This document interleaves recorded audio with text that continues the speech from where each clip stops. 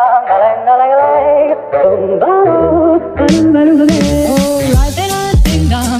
I could take you up in boom boom bosh, boom boom, tell me I'm the only one that you love.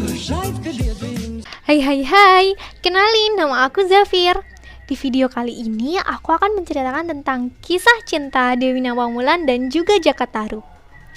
Siapa sih yang gak tahu tentang kisah cinta mereka yang sangat melegenda ini?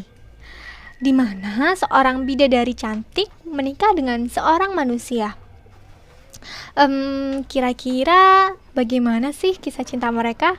Yuk simak video kali ini.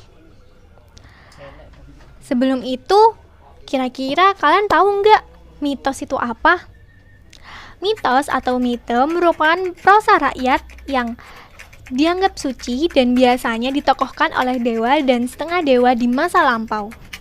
Nah, jadi udah tahu kan apa arti mitos itu? Mari kita lanjut ke ceritaku. Alkisah, di sebuah desa hiduplah seorang janda bernama Nyi Rondo Tarub. Nyi Rondo Tarub memiliki anak yang bernama Jaka Tarub. Sebenarnya Jaka Tarub bukanlah anak kandung dari Nyi Rondo, melainkan anak Bupati Tuban yang bernama Dewi Rasawulo. Sejak kecil, Jaka Tarub sudah diasuh oleh Nyi Rondo yang tidak memiliki anak hingga suaminya meninggal pada saat itu. Saat dewasa, Jaka Tarub menjadi pria yang sangat tampan dan memiliki kegemaran berburu dengan sumpitan. Hari itu, seperti biasa, Jaka pergi ke hutan untuk berburu. Namun malang nasibnya, ia tidak menemukan satu buruan pun. Tiba-tiba, ia mendengar suara perempuan sedang bersenda gurau. Jaka pun penasaran, siapa kiranya perempuan-perempuan itu. Ia pun segera mencari asal suara itu. Dan ketemulah mereka di sebuah telaga di tengah hutan. Terdapat 7 perempuan cantik yang sedang mandi di sana. Jaka pun penasaran, siapa sih perempuan itu? Apakah mereka seorang bidadari? Ataukah mereka seorang penunggu hutan tersebut?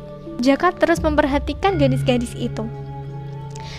Lalu Jaka melihat setumpuk selendang yang ada di sana. Jaka pun memiliki pikiran jahat. Ia berniat untuk mengambil salah satu selendang tersebut. Hari semakin gelap. Para bidadari pun tidak bisa untuk tinggal lebih lama di bumi.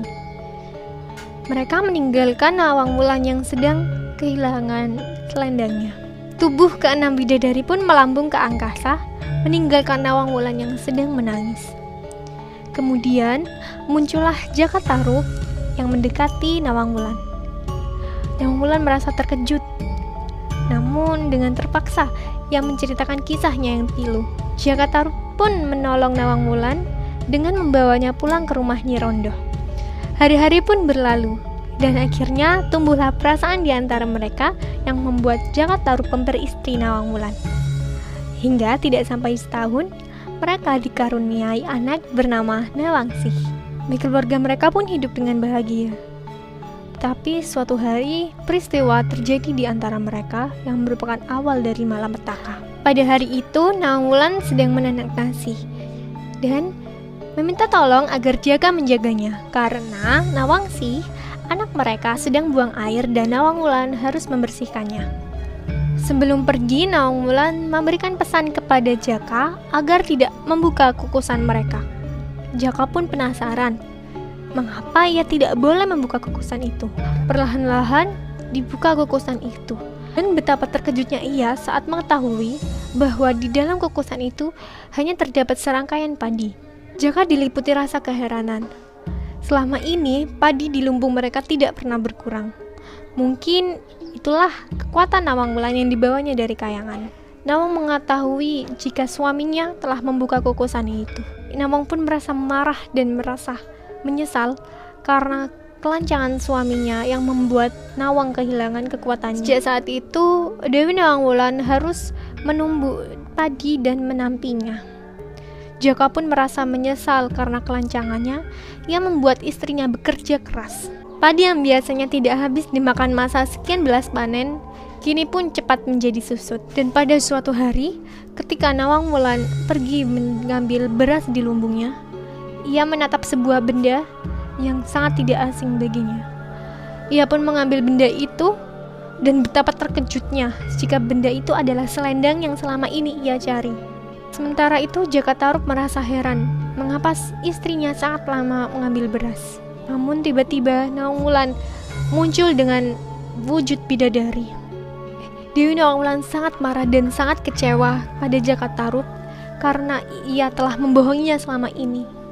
Nawang Wulan yang telah mendapatkan kembali selendangnya lantas berpamitan kepada Jaka untuk pergi kembali ke kayangan.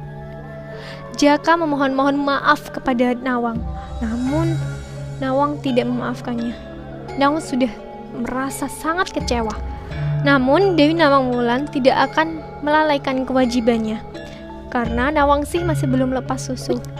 Lalu Nawang Wulan meminta kepada Jaka Tarub untuk membuatkan sebuah pondok, dan setiap malamnya Jaka Tarub wajib menaruh Nawangsih dalam pondok tersebut. Nawang Wulan memberi syarat kepada Jaka agar tidak mendekati danau tersebut. Nah, itu tadi kisah Jaka Tarub dan juga Dewi Nawang Wulan. Oh ya teman-teman, for your information ya, telaga tempat pertemuan Jaka dan Nawang ternyata memang ada loh. Tempat itu adalah air terjun Serambang yang sekarang jadi tempat wisata di tengah hutan pinus di Ngawi, menawarkan keindahan taman yang dialiri sungai. Nama Serambang diambil dari bahasa Jawa yang artinya mengunjungi. Istilah itu diambil dari Nawang yang sering mengunjungi putrinya setiap malam. Sekian video dari aku. Jangan lupa like, comment, and subscribe biar aku makin semangat konten. Dadah teman-teman.